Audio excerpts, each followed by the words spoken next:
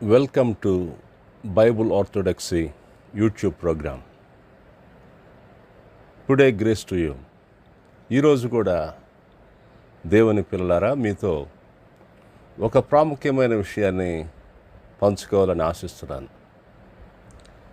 అపోస్తుడైన పౌలు గారు రోమీయులకు రాసిన పత్రిక 7వ అధ్యాయం 14 నుంచి 25వ వచనం వరకు ఉన్న వచనాలలో మనం చదివినప్పుడు అక్కడ ఒక ప్రాముఖ్యమైన విషయాన్ని గురించి అపోస్తుడైన పౌలు గారు మాట్లాడారు. అది పాపము యొక్క స్థితి, పాపము యొక్క స్వభావమును గురించి, మనుషుని యందే, తన యందే, మనుషుల ప్రతి ఒక్కరి యందు కూడా ఉన్నటువంటి పాపము యొక్క నైజం లేక పాపపు స్థితి. ఆ మాటల్లో పౌలు గారు అంటారు, అయ్యో నేనెంత దౌర్భాగ్యుడను, మేలు నేను చేయాలని ఆశిస్తున్నాను, కానీ చేయాలనుకుంటున్న మేలు చేయలేకపోతున్నాను, చేయకూడదు అనుకుంటున్న కీడునే నేను చేస్తున్నాను. నాలో ఉన్న పాపము నా మనసులో ఉన్నటువంటి ధర్మశాస్త్రంతో పోరాడుతూ నాకిష్టం లేని ఇదిగో కీడునే చేయుటకు అది నన్ను ఈడ్చుకొని వెళ్ళుతున్నది. ఇదిగో నా యందున్నటువంటి పాపాన్ని నేను జయించాలని ఆశిస్తున్నాను, కానీ అది నాకంటే బలమైనది, నాకంటే శక్తివంతంగా ఉన్నది అని మాట్లాడతాడు. నిజంగా దేవుని పిల్లలారా, ఈరోజు ప్రతి దేవుని బిడ్డ యొక్క సమస్య ఇదే. నేను ఎందుకు పాపము జయించలేకపోతున్నాను? ప్రభు బిడ్డగా నేను పాపమును చేయకూడదు. దేవుని వాక్యం సెలవిస్తుంది. పాపం అనగా ఏంటి? ఆజ్ఞాతిక్రమమే పాపము. దేవుని ఆజ్ఞకు విరోధముగా ఉన్నది అది ఏదైనా పాపమే.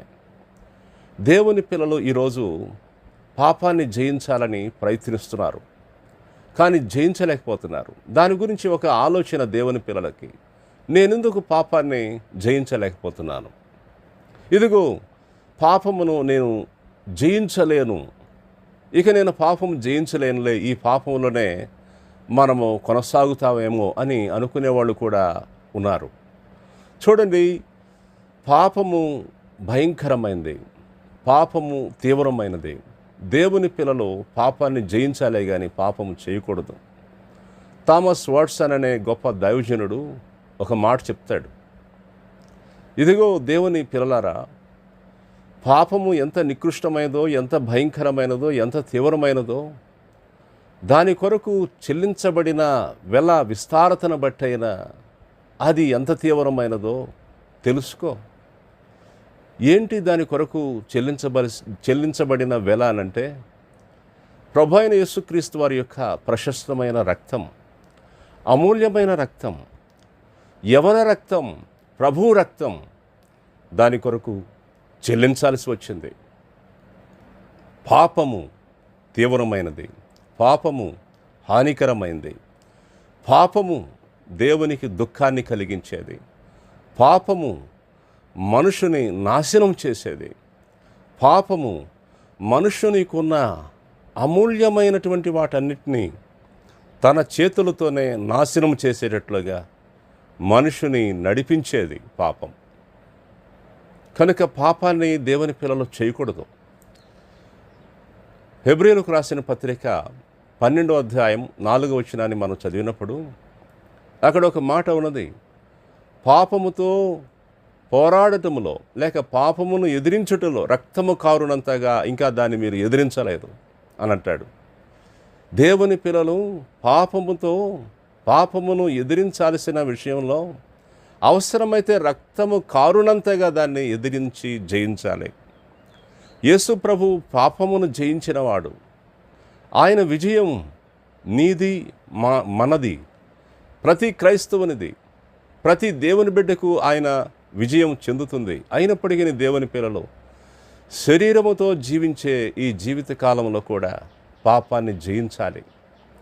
పాపము విషయంలో ఎప్పుడు చేతులు ఎత్తేసిన వారిగా దేవుని పిల్లలు ఉండకూడదు. దేవుని పిల్లలారా, పాపము విషయంలో ఒకవేళ మనం పడిపోయినా, పాపమా ఇదిగో నీవు నన్ను పడగొట్టావు, అయినప్పటికీ నేను పడిపోయిన వాడినిగా నేను ఉండను, మరలా లేస్తున్నాను, మరలా లేస్తున్నాను, మరలా లేస్తున్నాను. అవును, నేను మరలా లేస్తాను. అవును, నేను మరలా లేస్తాను, మరలా లేస్తాను, మరలా లేస్తాను, మరలా లేస్తాను. దేవుని పిల్లలు పాపము చేత పడగొట్టబడొచ్చు, కానీ లేచేవారే దేవుని పిల్లలు. పడిపోయిన వారు పడిపోయినట్లుగా ఉండకూడదు.